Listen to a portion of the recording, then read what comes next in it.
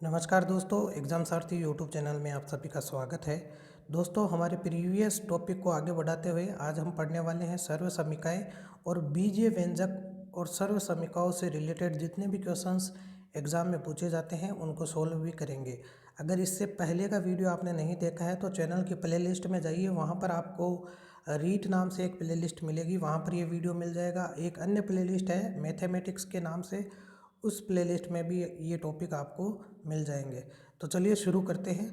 दोस्तों, सर्व समीकाएँ क्या होती है, बात करते हैं कि सर्व समीकाएँ वे समीकाएँ होती है जो चरों के सभी मानों के लिए सत्य होती है। जैसे कि आप उदाहरण के तौर पर देख सकते हैं, x-2 गुणा में है x-1।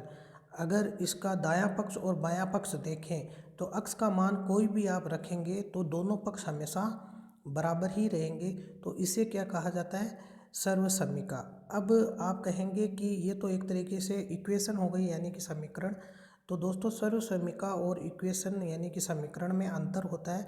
जो बेसिक अंतर है वो ये होता है कि समीकरण में जो जो होता है वो चर के कुछ विशेष मानों के लिए ही सत्य होता है। यानी कि जो चर दिए हुए होते हैं, जैसे कि ये अगर इसको एक इक्वेशन माने तो ये अगर एक समीकरण होगी, कहने का मतलब ये है, तो x के कुछ विशेष मानों के लिए ही ये सेटिस्फाई होगी, अन्य मानों के लिए ये सेटिस्फाई नहीं होगी। जबकि सर्व समीका क्या कहती है कि चर के सभी मानों के लिए दी गई समीका जो है वो सत्य होती है। तो ये बेसिक अंतर है। इसके बाद में आगे बढ़ते हैं हम। मानक सर्व समीकाएँ कौन कौन सी होती है? तो मानक सर्व समीकाओं में कुछ सर्व समीकाएँ आपको याद रखनी हैं, जैसे कि a प्लस बी का whole square, A square plus B square plus 2ab। आपने ये सभी सर्व समीकाएँ, मानक सर्व समीकाएँ अपने स्कूल लेवल की जो बुक्स है उसमें पढ़े होंगे। a माइनस बी का होल स्क्वायर है a plus B, a minus B is equals to A square minus B square. इनका एप्लीकेशन जो है वो क्वेश्चंस में लागू होता है, वो हम क्वेश्चन सोल्व करेंगे तब देखेंगे। इसी तरीके से x प्लस ए एक्स प्लस बी का अगर हम सोल्व करें इस सर्व समीका को, तो हमें X square plus A plus B X plus A B, एक तरीके से जो द्विघात समीकरण होती है वही है, जहाँ पर हम x का गुणांक होता है मूलों का योग, और जो हमारा अचर पद होता है यानी कि जो कांस्टेंट होता है वो होता है मूलों का गुणनफल a गुणा b। तो आगे बढ़ते हैं। इसी तरीके से a प्लस बी प्लस सी का होल स्क्वायर है, इसको भी आपको याद रखना है। a प्लस बी की क्यूब होल क्यूब, इसको भी याद रखना है। a माइनस बी की होल क्यूब को भी याद रखना है। इसी तरीके से एक और हमारे पास एक स्पेसिफिक जो सर्व समीका है, a की क्यूब प्लस बी की क्यूब प्लस सी की cube minus 3abc equals to a plus B plus C, और a square plus B square plus C square minus A B minus B C minus C A. जहाँ पर अगर हम a plus B plus सी को अगर शून्य के बराबर रख दें, यानी अगर इसका मान 0 होता है तो ये जो वाली टर्म है ये जो है इक्वल्स टू 0 हो जाएगी। तो a की क्यूब प्लस बी की क्यूब प्लस सी की क्यूब बराबर 3abc हमें प्राप्त हो जाता है, जो कि आपने पहले भी पढ़ा होगा। दोस्तों, इसके अलावा जितने भी सर्व समीकाएँ और होती है वो इन्हीं को जो है रूपांतरित करके इधर से उधर आप चेंजेस करके प्राप्त कर सकते हैं। तो ये बेसिक सर्व समीकाएँ हैं जो कि आपको याद रखनी है। अब बात करते हैं कि क्वेश्चंस का जो है उनमें ये सर्व समीकाएँ किस तरीके से लागू होगी। जैसे कि क्वेश्चन आपको दिया होगा कि 3x प्लस 2y का होल स्क्वायर, तो इसकी वैल्यू निकालनी है, तो आप डायरेक्ट a प्लस बी का होल स्क्वायर वाला फॉर्मूला लगाएंगे और आपके पास ये मान निकल के आ जाएगा। अब एग्ज़ाम में आपको ये सारी जो स्टेप्स है इनको स्किप करना है, डायरेक्ट आपको जो है आंसर सीधा आपके जो भी ऑप्शंस दिए हों उनसे मैच करके डायरेक्ट लिखना है। इसके अलावा 207 का स्क्वायर, तो यहाँ पर भी हम a प्लस बी का होल स्क्वायर के माध्यम से 207 का स्क्वायर निकाल सकते हैं। इसके अलावा स्क्वायर निकालने की तो एक से ज़्यादा 100 ट्रिक्स हमने पहले भी बताई है, अगर आपने नहीं देखी हैं तो चैनल की प्लेलिस्ट में आपको 100 ट्रिक नाम से एक प्लेलिस्ट मिल जाएगी, या स्पीड मैथ्स नाम से भी एक प्लेलिस्ट है, वहाँ पर स्क्वायर, क्यूब, अंडर रूट, वर्गमूल, घनमूल निकालने की 100 ट्रिक्स आपको, यानी कि कुल मिला के स्पीड मैथ्स की सारी जो 100 ट्रिक्स हैं वो वहाँ पर मिल जाएगी, और आगे आने वाले वीडियो में भी हम आपके साथ शेयर करते रहेंगे। तो इसको इस इक्वेशन के थ्रू, सर्व समीकरण के थ्रू भी सोल्व किया जा सकता है।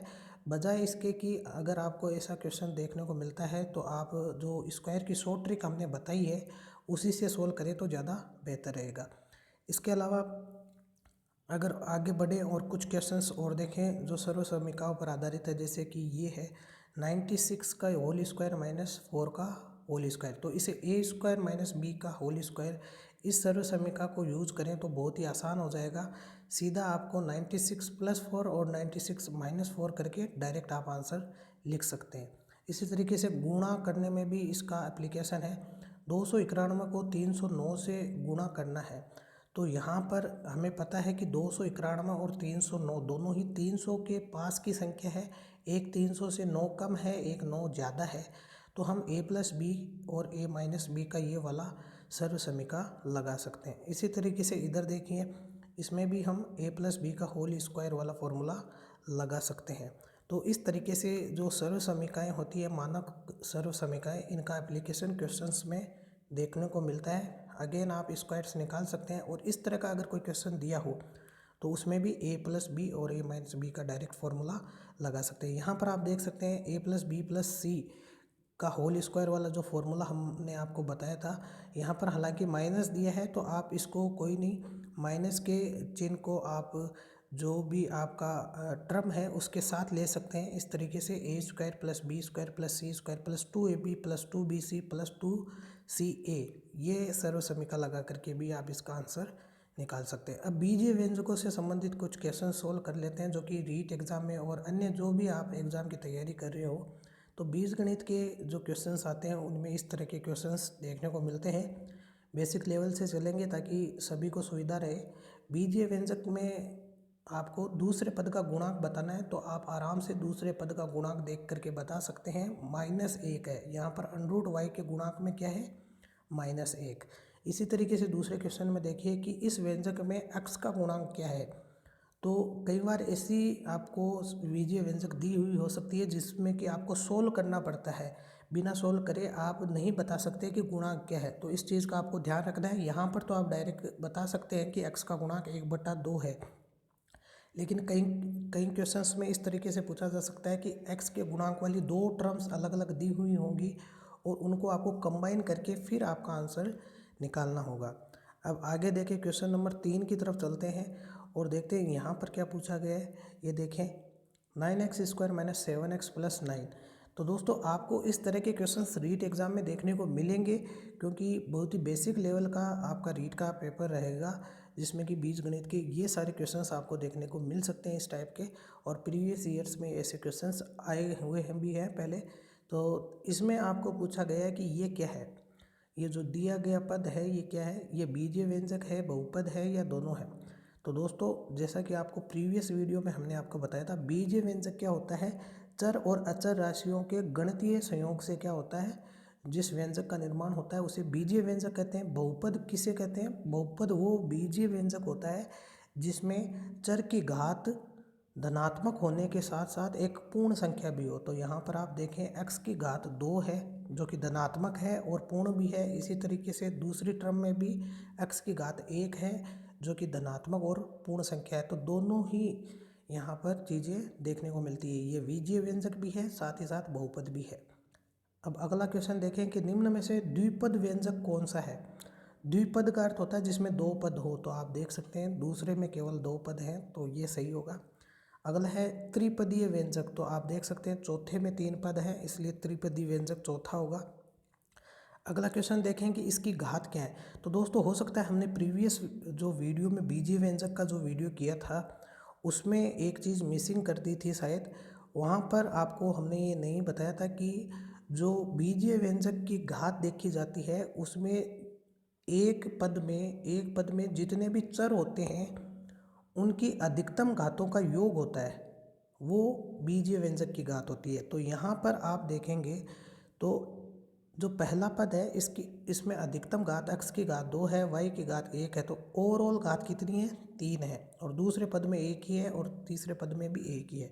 तो अधिकतम घात कितनी है चरों की मिला करके 3 है, इसलिए इसमें बीजीय व्यंजक की घात 3 होगी। जबकि जो समीकरण होती है, यानी कि जैसे कि द्विघात समीकरण वगैरह हम आने वाले टॉपिक में पढ़ेंगे, समीकरण का चैप्टर अलग से पढ़ेंगे।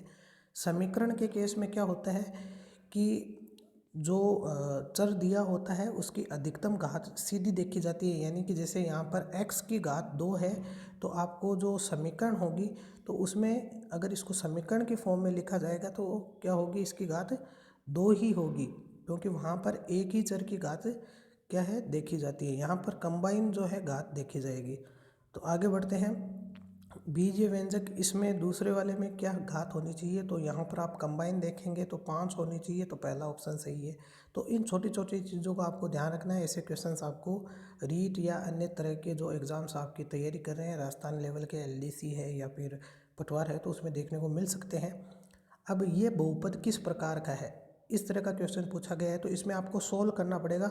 माइंड में ही आप सोल्व कर सकते हैं। आपको पता है कि आप इसे जो है, इस चीज़ को जो दिया हुआ टर्म दी हुई है, इनको गुणा करके देख सकते हैं। तो इसकी सबसे पहले तो आपको ये देखना है इसमें चर कितने हैं। तो x और y दो चर हैं, तो ये एक द्विचरीय पद होगा, बहुपद होगा। अब इसमें घात कितनी होगी, तो आप जब गुणा करेंगे तो आपको मालूम है x की टर्म को x से गुणा करेंगे तो आपको x स्क्वायर मिलेगा, y को x से गुणा करेंगे या y को y से गुणा करेंगे तो कहीं पे भी ये नहीं है कि आपको 3 घात मिल जाए, 2 घात मिलेगी अधिकतम। तो इसकी घात क्या होगी, द्विघात बहुपद, द्विचरीय त्रिपदीय। और इसमें पद कितने मिलेंगे, जैसा कि आपको पता है कि हम a plus B a minus B को गुणा करते हैं, या इसको आप सोल्व करेंगे तो आपको 3 पद मिलेंगे। x को x की टर्म से गुणा करेंगे, x की y की टर्म से गुणा करेंगे, फिर y को x और y को y से गुणा करेंगे। x y वाली जो टर्म्स हैं वो आपस में जुड़ जाएंगी, तो कुल मिला के 3 पद आपको मिलेंगे।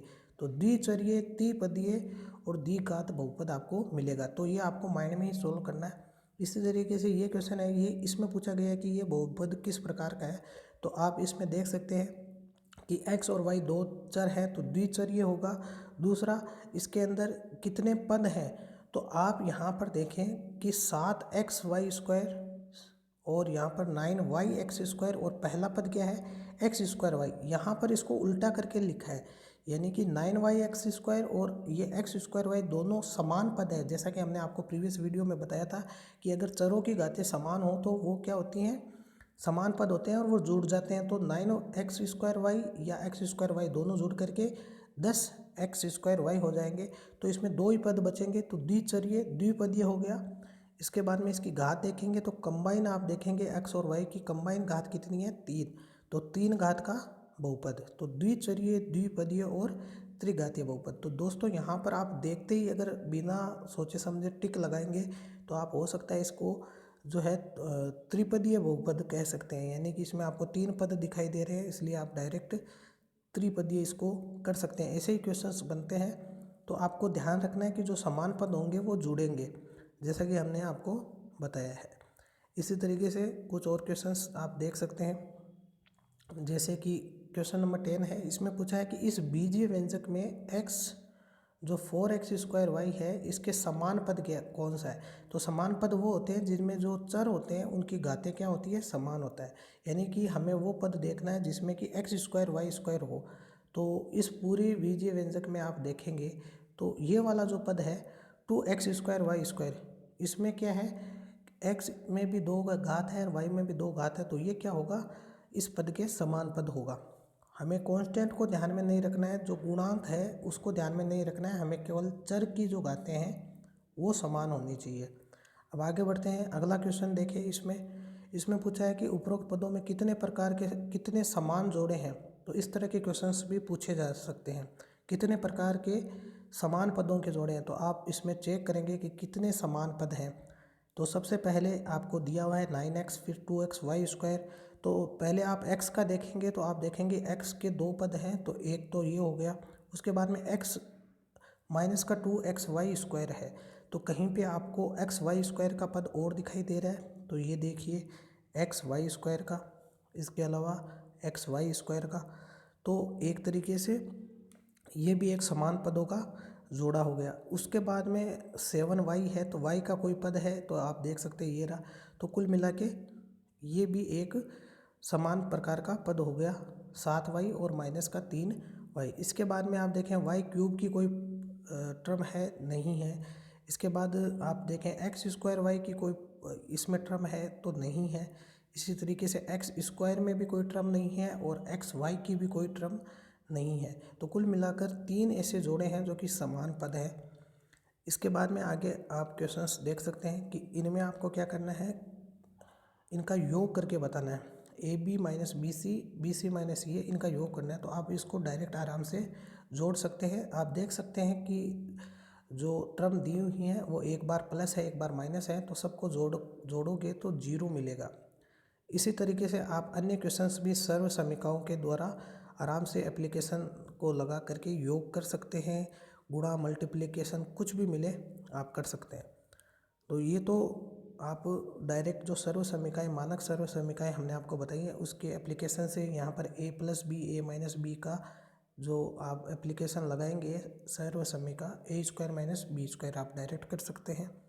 इसी तरीके से एक क्वेश्चन ये देख लेते हैं जो अलग टाइप का है, जिसमें आपको इस दिए गए व्यंजक में x-1 का भाग देना है और भागफल और शेषफल बताना है।